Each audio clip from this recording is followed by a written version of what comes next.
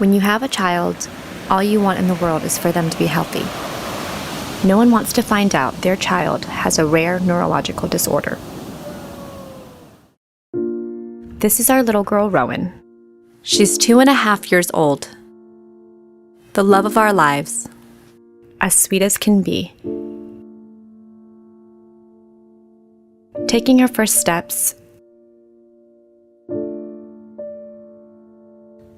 putting things together, dancing.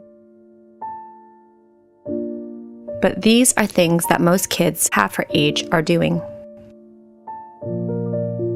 Which brings us back to the beginning. Rowen was born 5 weeks early and had a 3-week stint in the NICU. We were so excited to have her home, but around 5 months, we started noticing Rowen wasn't hitting her milestones.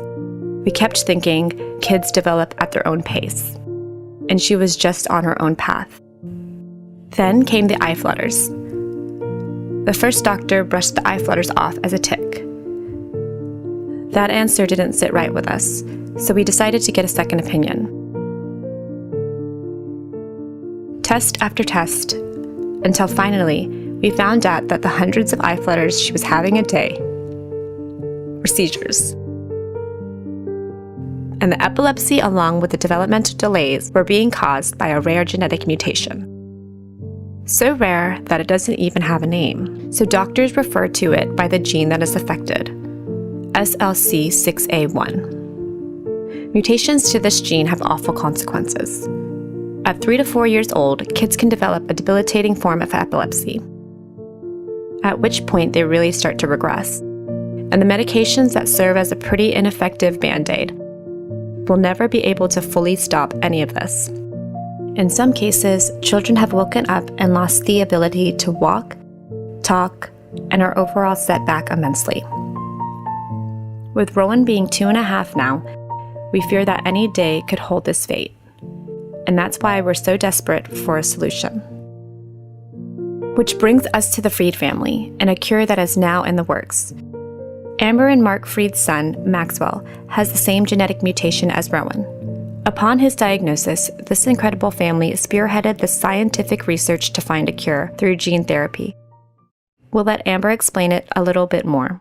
Gene therapy is being done in thousands of diseases, so we know it's going to work. The treatment itself is extremely simplistic. You receive a 2-hour spinal tap where the new gene is introduced into the body through a virus that doesn't make humans sick. The virus goes up through your spinal fluid to your brain, and it's a smart virus. So it attacks the bad copies of the DNA and stacks good working copies of the DNA on top. And viruses permanently alter your DNA. So it's a 2-hour treatment that's once and done for the rest of your life. And here's Dr. Stephen Gray, the scientist behind cures for other rare genetic diseases, who is leading the way for an SLC6A1 cure. What we're doing is using that virus as kind of a molecular delivery truck to carry those genes back into their body, fix their DNA. Everything that we do is on a nonprofit basis. It's just trying to cover costs. But still, any of these efforts can easily cost in the millions.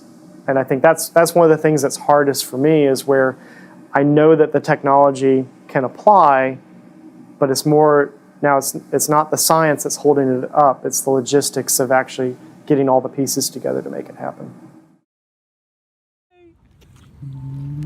When Rowen was diagnosed, there were only 34 known children with this disease.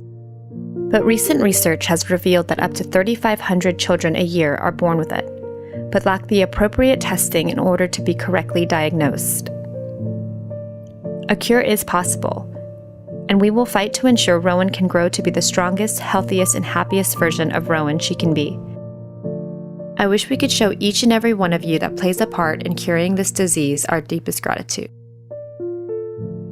But just know we thank you. Thank you for helping to save our little girl's future and so many others that are born just like Rowen.